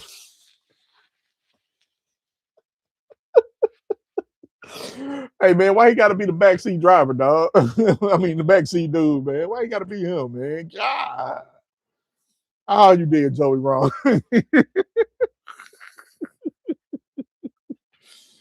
Oh, oh my goodness. Oh my goodness, Nico. We evidently have 300 million to spend, but we are limited. He wants Arts to play well, but definitely wants Tennessee to win. Yeah. We talking about Peyton. He do. Ricky Gibson, man, Ricky Gibson stealing money. Man, Ricky Gibson stealing money. I remember they was talking about when he went to the transfer portal. You think we can go ahead and, at least try to see if we can get Ricky back for what? For what? He played you already the first time when he was dangling that, when he was doing this. Remember, he was threatening going to transfer portal the year before. And then, what is he? And I knew he was going. I said, Ricky gonna go. I said, watch, Ricky Gibson gonna go. And what'd he do? He went in the transfer portal. He went in. And I was like, what you trying to get him back for? I think Jason Swain was saying that about, hey, you think we might try to get him back? No, I don't want him back. I don't want him back. To do what? Take your money again? No. Ricky Gibson can kick rocks. We're not doing that. We're not doing that. Yeah, he held out on us. Joey is a ball for life. Okay, let's talk about that ball for life. Let's really talk about it. Because I know a lot of people were pissed at Arion Carter. And there were people saying he wasn't ball for life. Even though he was there for 3 years and he was sitting there with broke big toes and playing on a turf toe, for some reason, when he got in the portal, after he said he was going to go to the NFL, he wasn't a ball for life no more. And I didn't agree with that whatsoever. Now, everybody have their reservations, everybody have their opinions, and you're entitled to your opinions, and it's fair. If you felt like he wasn't a ball for life, cool. If you felt like he was still a ball for life, cool. But I just felt like that whole situation was just blown out of proportion because we didn't understand that Now, granted, and I talked about it probably on another live before. Granted, when Arian Carter had came back, when it first came out that he was withdrawing his name from the NFL draft and he put himself in the transfer portal, even me was like, "What's going on? What you mean you're not coming back to Tennessee?" But then I had to sit back and I had to think about it. Understand who we got out the transfer portal to fill his shoes. And in my mind, I was like, he probably don't have a spot to come back to Tennessee. And that's no knock on him. It's just that even he thought, oh, we're covered. We're good. And then you saw what happened. We made a spot. We made a way. And we came back to Tennessee. But this notion of he ain't involved for life, I was like, yo, hold up. And the reason why, I say that to say this, because, Bo Burrell said Joey is involved for life. Joey only been there 1 year, 1 season. So it's like, well, why Arian Carter can't be involved for life? Yeah. But we thought he was going to another school. There were rumblings about all these teams that were, looking for him, and it was a situation where he may transfer into the SEC and things of that nature, within the SEC. But he ended up coming back to Tennessee, and I sat back and I didn't want to let my emotions get the best of me because I wanted to see how this thing played out. I had a guy comment. He commented on on one of my videos. He said, let this thing play out before I say anything. And it played out. And we all do it. We all get ahead of ourselves sometimes, emotionally. Instead of just letting things play out, we are ready to jump the gun. We are ready to say certain things that could be detrimental. It could be a situation where you said something, and you may meet a person and they saw you say this, and you be like, hey, what's going on? They be like, nah, remember what you said? No, you was very, very stern about it. That's why in some situations, and it ain't necessarily got to be sport, it can just be life itself. Shoot, sometimes, man, you got to take a back seat and just chill, assess the situation, and then, okay, I see where this is going, to where you can have a clear mind and a clear thought, and when you do say something, it don't sound crazy and all out of character. And and we all have done it. Hell, I've done it. Shoot, I was bad at it. Woo, I was bad. And it was detrimental in so many ways for me. And I sit back there and be like, dang, I shouldn't have said that. I should have just waited it out. I was thinking one thing and it was something else. So when they transfer to another school, I think that's when they lose their ball for life status. Yeah. I mean, hey, I don't know. I think Arian Carter was just one of those situations where I felt like he did give his all for the University of Tennessee in so many ways. But you know what? I think of JG of a ball for life, even after how our fans treated him, he still loves Tennessee. Yeah, JG got done dirty, bro. Well, they call that man Guantanamo Bay. Oh my God. Jeremy Pruitt. Oh boy. He loves Tennessee though. I gotta give him that. He loves Tennessee. But man, and he'll have him, and it's crazy because he could throw a pretty, his best ball that he can throw, his best ball that JG has ever thrown playing for the University of Tennessee, is that corner. It's that corner drop when he dropping in the corner of the end zone. No matter where, even if it ain't in the end zone, it's like right by that out of bounds. That joke is just so pretty. But then everywhere else it be, I don't know what it be doing. But then I blame some of that on Pruitt. I blame Pruitt, most of it, because remember that Auburn game we played, and we're running the ball, and then I think Chaney called something, and Pruitt didn't care for it, and I think it was a pass play, and he threw it, and it got picked off, and dude ran it back for a touchdown. I said, man, see, y'all ruining dude. But he had some games. I think he had hypo. I think he would have been different. Yeah, he would have been. Hyper would have set up for success. I mean, that offense by itself, any quarterback can be set up for success. You just gotta know how to read. Just gotta know how to read the field. That's it. That was the problem with Joe Milton. That was the problem with Nico. Couldn't read the field. Then Joey came in there just reading every damn thing. Just was dicing it up. Man, Joey had one of the hottest 5-6 game streaks, boy, in a long time besides Hooker. Man, what would it have been if we beat Georgia? For one, Joey would have been in the Heisman talk. After that game he put up, he would have been in the Heisman talk. Tennessee would have been ranked in the top 10, riding high. We don't know what the season could have been. It could have been it could have been something that would have took us to the, took us to the SEC championship. Who knows? Who knows if Joey Aguilar didn't get sacked against Oklahoma and he was able to throw that touchdown to Mike Matthews, because that was going to be a touchdown. What would have been? There's a lot of what ifs, huh? Yeah.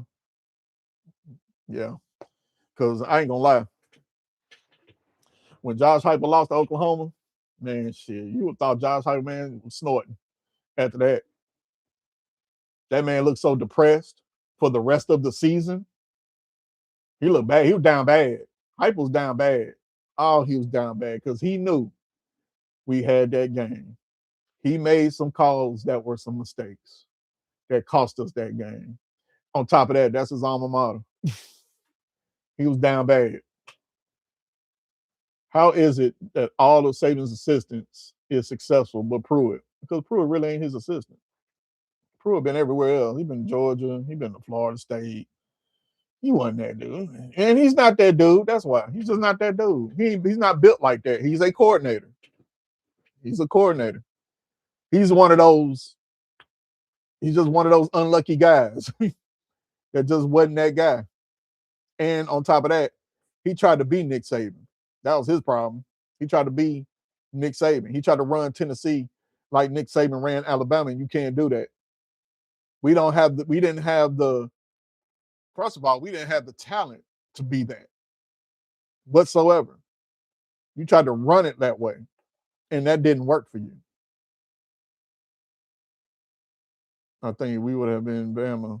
I think their confidence would have been higher. Are you saying we would have beaten Bama? You talking about this past year? Yeah. Well, that was awful. That game.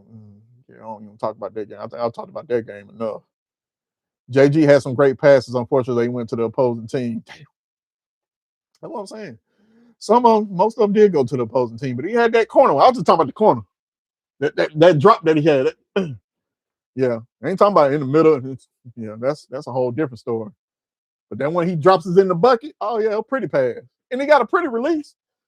Just like I always say, man, $1 million move, $2 finish. $1 million throw, $2 to the opposition. Jesus, yeah. Actually, the defense didn't play that poorly against OU. We couldn't get the offense going in that game. Once that sack happened, the offense fell. They was out of whack.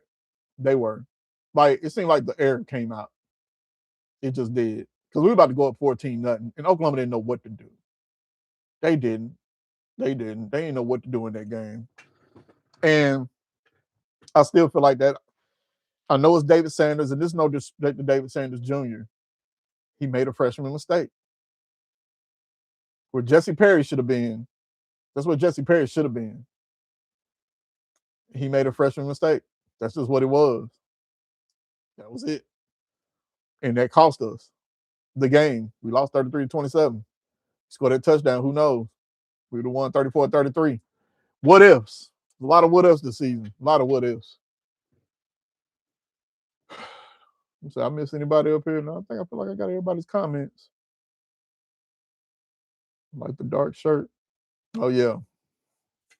Yeah, I love these. I wonder what the Adidas one's gonna look like. Oh boy. I remember Adidas when we had Adidas.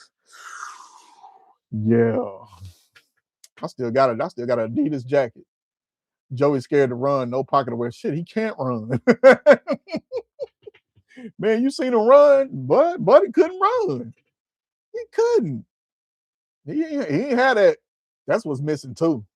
We haven't had a quarterback that can truly throw and run and keep that defense honest. It always goes back to him, the Hooker. Always goes back to Hooker. Always goes back to him. That man can throw. Understand something. Let's not think the offensive line was just a world beater when Hooker was there. Hooker made bad situations look real good, real great. That was it. Hooker was able to make those bad situations by that offensive line look beautiful. Because there were times that offensive line was not all that. Yeah, Darnell Wright did his thing, but we wasn't perfect on that offensive line. Hooker made that thing work. He did. Don't get sacked, fumbles, and interceptions. Yeah. Now he wasn't. Now he did turn into Appalachian State Joe towards the end of the season. That Joe was just throwing just to be throwing at one point. I was like, bro, it looked good. Early in the season, he was doing the same thing, but it worked in our favor. That was the only difference. But later on, definitely them two picks against Oklahoma. God Almighty, what was you looking at?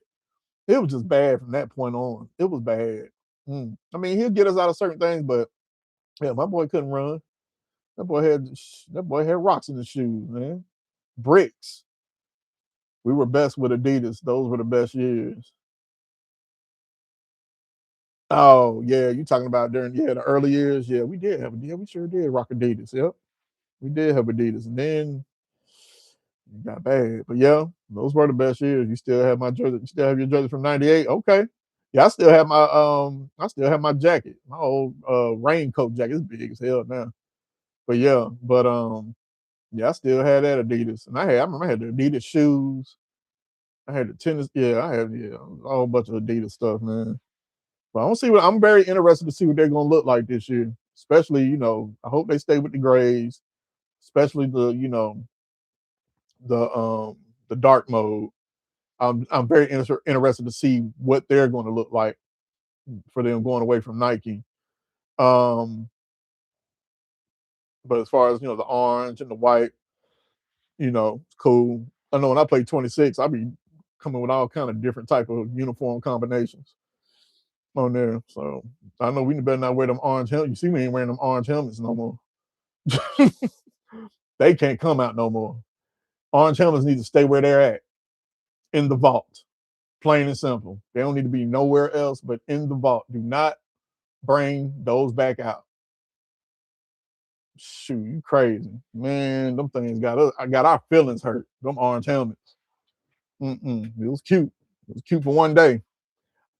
You know what? They need to come out with the powder blues. I'm tired of them teasing about the powder blues. They need to come out with them Pat Summits. One time, just one time. Just one time. I know, when we started wearing these different colors, and I know, the alums and some of the fans, the older fans, they didn't care for it, but I did. I cared for it, especially the all black. Oh my God. When they dropped that all black, like, look, I know Lane Kiffin did it. They look like some great value out there.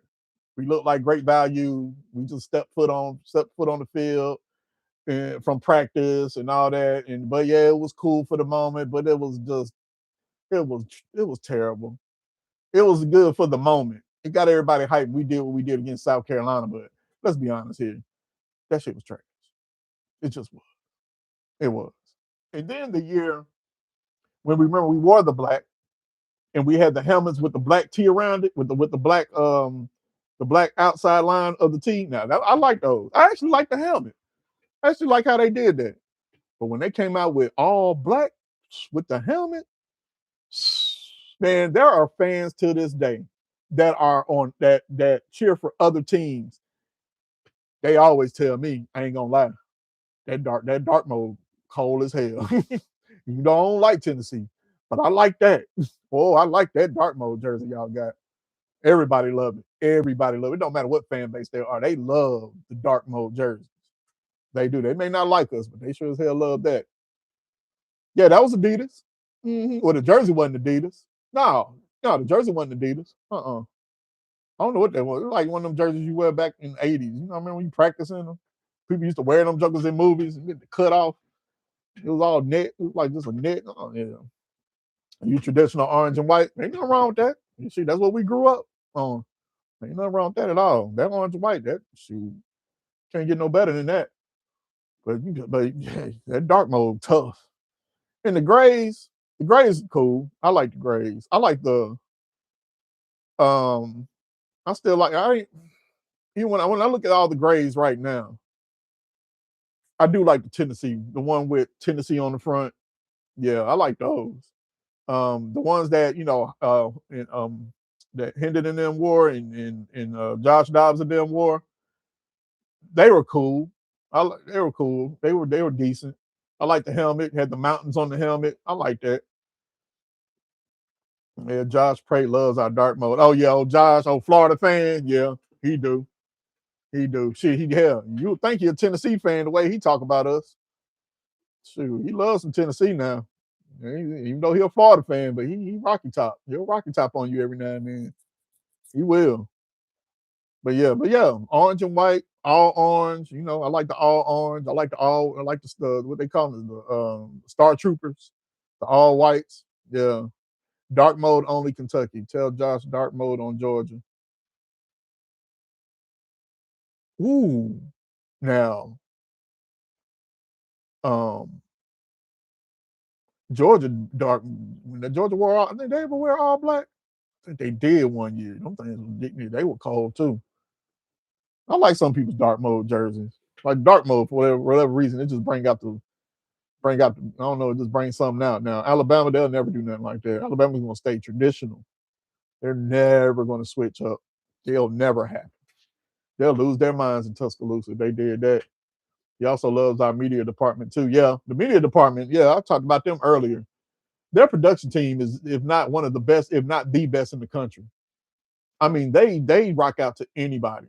It doesn't matter who you are. They get to it and they make it happen. It's phenomenal. It gets you hyped for the game. I mean, they cover everything. It doesn't matter what it is. Like I even like the video they did with Derek Owens. Leaving Knoxville in the jet, driving in Miami. He's getting on the jet. Coming to Knoxville. Getting ready for day one, meeting the players, and things of that nature. I love that. I love everything that they do. That dark mode when they have those commercials, those promos, those vignettes. Man, you can't beat that. You just can't beat it. Their production team is phenomenal. I can't wait to see what they do next year. And during basketball season and baseball season probably, but when it comes to football, bar none, they're the best in the country when it comes to that. So the players love the alternate uniforms. That's what it is now. That's what you have to do with these players of today. You have to have something that's going to catch their eye. We saw the reactions when they first introduced the black jersey. We saw their reactions. We saw everybody's reaction. They loved it. They got them hyped.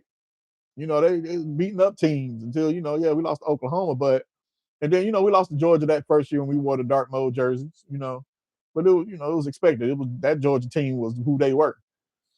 But that's what it is now. I have a cousin that, he worked at the NCAA. He's worked for certain, universities and things of that nature. He's told me, he said, sometimes players, they'll commit just because of you at Nike or your brand is Adidas. Just off of that alone. And you see it. Look at Tristan Keys. Would he have flipped to Tennessee anyway if we stayed Nike and didn't switch to Adidas? Who knows? I mean, he signed to Adidas. What does that look like? You signed to Adidas, but you playing on it, but you're affiliated with a team that their brand is Nike. Even though, yeah, he committed to LSU, they wear Nike. They don't wear Adidas. So who knows? But there are players that do go by whatever brand you're wearing. The jerseys that catches their eye. Then of course, yeah, the tradition, they'll come later. The stories, the atmosphere, the culture, yeah, they'll come later. But yeah, man, they love that. Shoot, I like them colors. Dark mode, man, I want to play in that. I want to play in dark mode. I'll go to Tennessee. Count me in, coach. This is what it is. That's the way of the world now, man. It's the eye candy. What catches your attention. Now, there's still some players that, hey, I love the coach. I love the culture. I love the atmosphere. They treated me well here. The fan base, they love me. It's like they already know me. You know what I mean? I'm walking around campus and they're like, oh, you're so and so. It's like, wow, it's so great to be known. And I ain't even stepped foot here yet. I haven't even played a down here yet. And they're already fans. Kids that are seeing these recruits, you'll be amazed how kids be paying attention to recruiting just like we do. They know who that guy is. Oh man, I can't wait to see you play. I hope you come. Hope you come to Knoxville. Hope you come to Rocky Top. It's like that. Yeah, we'll see what Adidas can do. Now, Adidas did shoot. Now, Adidas did Texas A&M's. Texas A&M got dark mode jerseys too, and they got the Aggies on the helmet. Yeah, those are tough.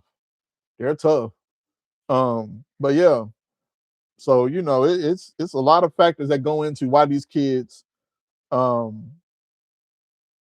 why these kids decide to go to certain universities. Of course, now the money. And let's not get it messed up. Money was involved too back in the day. It was just under the table. People getting houses, bought cars, and things of that nature. It was happening. It's just legal now, but it's crazy. And we gotta get a hold of it. Got to get a hold of it. You just have to. But at the same time, I remember when I went to the Syracuse game, and I was sitting next to a guy, and he said, "Yeah." We said right before kickoff. No, right when kickoff happened, he said, "Yeah, I guess it's going to be 5 months. Now it's 5 months of these kids playing with our emotions." And if that wasn't a true statement, I don't know what it was. But he was right. We getting our emotions for 18 to 24-year-olds for 5 months, which is crazy. Yeah, definitely a CBA.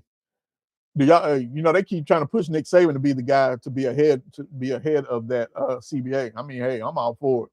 I'm all for it with anyone as long as you have your mind, you have your head on straight, and um you have some type of structure for what you believe should be involved within the collective bargaining agreement, within the CBA, within just NIL period.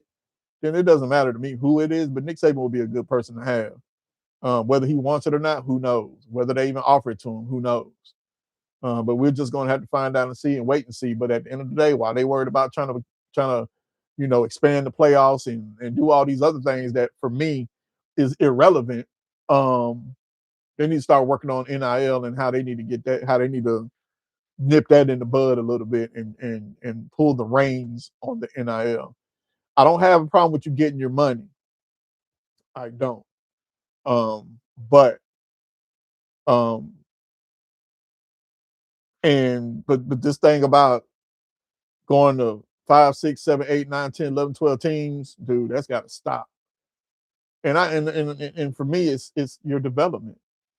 Are you getting an education at these schools? Are you just going there to play? Are you even going to school? Now I know you got to go to a class and you got to do those things. Are you even? What are we doing? I don't know. I'm not in the background. I'm not behind the scenes. I don't know. But I hope it's not that. You know what I'm saying? So we'll see. We'll see what happens. We got years. Um, I saw something. I know this is going to be away from Tennessee, but watching ESPN or watching a highlight, and they were talking about the 12-team playoff because the NCAA decided that they wasn't going to expand it, but then they had that Notre Dame clause in there where if they finish in the top 12, they'll be able to, you know, um, they'll be able to get into the playoffs. So RC, Stephen A, Cam Newton, even old girl, I don't know her name. They was all having a debate about it, and I was like, "What you having a debate about it for?" In regards to Notre Dame, Notre Dame always been that. That's always been the case. When it was BCS, it was the same thing. All they had to do was be in the top 10. That was it. I don't know what we talking about. And they've always had an NBC deal. That's been hell. I was growing up, they had the NBC deal. When Rodney Pete and them was playing, they always had that NBC deal. But my thing is this: when old girl said, because I remember Stephen A was talking about, Notre Dame didn't play in the conference, right? And they didn't compete for a championship. Old girl that's on there, I don't know her name. She said, "Well, Miami didn't play in the conference championship either." Her argument was dead to rights. Why? Because who won between Miami and Notre Dame? Exactly. What are we talking about? That's why you didn't get into the playoff, Notre Dame. Miami beat you head to head. If there's one thing they're consistent with, is head to head. Now they're not consistent with nothing else. But one thing they're consistent with is head to head. You lost, Miami won. That's it. And Virginia should have took care of business, and they didn't.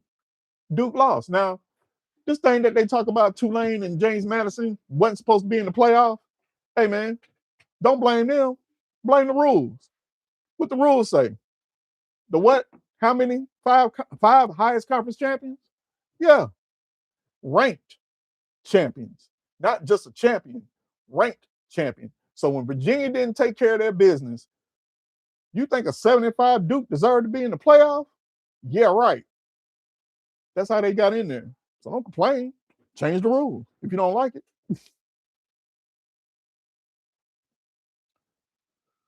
Let me see. Collective bargaining, they need to join a conference. See, people getting an education to get bread, right? Yeah. Get your money best way you can. Yeah, get your money best way you can. Shit, I ain't gonna knock you for it. Coach has been getting money all these years. Get your money. I just hope you get your education too. But at the same time, you know, sometimes if because we can sit here and say it's a double-edged sword in that. Get your education. Let's say you don't go to school. There are people that didn't go to college that are very successful. You know, that's why Google is your friend. That's why books are your friend. There's a lot of things that you can teach yourself that you probably would have learned the same thing in college if you would have went, but you learn it on your own and you become successful. It happens. You know what I mean? It happens. So they changed it. So with the new rules, Duke would have been in with 7-5. Right? Yeah, I know. I know it. They did change it because of that. It's the two-lane James Madison rule. And oh, my bad. It's the two-lane James Madison and crybaby rule. That's what that is. But a 7-5 Duke. Yeah. All right. Whatever. Like I said, Virginia should have took care of their business. And then nobody would have been crying. James Madison and two-lane deal they were supposed to do. They did it by the rules. That's why they got in. Yes, they got mollywopped. It is what it is. But don't sit there and complain when the rules clearly state this is what it is. Seems like college is all about being in debt. Yeah. It is. It's set up. I'm certain it's set up. Yeah. Yeah. Yeah. Yeah. It's a lot of debt, a lot of school loans. Unless you're just extremely smart and I ain't gonna say extremely smart, but your grade level is a certain grade and you're able to get scholarships, to pay for school and things of that nature. Yes. But the game is the game. The game is the game. It is what it is. Yeah, I ain't gonna get too deep on that. That's not for this. Ain't gonna get deep on that. But it is. The game is the game. Everything is a game. Yep. Just gotta know how to play it sometimes. That's all. You definitely gotta get your research on. You definitely gotta learn how to play the game. That's how you get ahead. You gotta learn. Can't sit back and be like, oh man, this, that, and the third. Nah. Yeah. I agree with you, Andre. Trust me when I tell you. I agree. I agree. The game is the game. The game is the game. Because now, I'll say this about the young folks. I'm going to say this about the young folks. One thing I can't say about them, they know how to get their money. Whether it's social media, whether it's whatever it is, they know how to get their money. They know how to get their money. They do. They do it really well now. As far as some common sense, yeah, their common sense ain't too thorough, but they know how to get to the money. They know how to get to the bag. They do. They do. That's where we're at now. And I wish, me growing up, I wish there were ways that I knew how to get the bag. I mean, I know how to get the bag, but at a young age like that, our way of getting the bag was, hey, cutting grass or take the trash out or, you know, wash dishes or, sell lemonade, sell candy, shoot, high school, selling candy all day. You know what I'm saying? Selling candy, doing all those good things. But we didn't really and we knew that was our entrepreneurship. You know what I'm saying? But we didn't really know how to put it really, really, really drive it in. But hey, it is what it is. Shoot, now we know. The older you get, the more you learn, and hey, put work to it, and you'll be just fine. Yeah, there is obstacles. You know what I'm saying? You just got to fight through those obstacles. And just make it happen. But yeah, but it is what it is. But hey, I believe in education. There were jobs I had that couldn't get without a college education. Yeah, of course. You got to have that. You got to have that. Yeah, you got to have that education. I mean, there's certain things you got to have it for, and there's certain things you don't need it for. It just depends on your path and what you want to do. You know, but like I said, that's for another time. That's one of those. Yeah, I had to talk about it off camera. I really do. But yeah, but anyway, man, I'm gonna go ahead and get on out of here. But yeah, this has been fun once again. I appreciate everybody, man, that's been on here. I'm trying to think, is there anything I'm missing? Anything else I'm missing?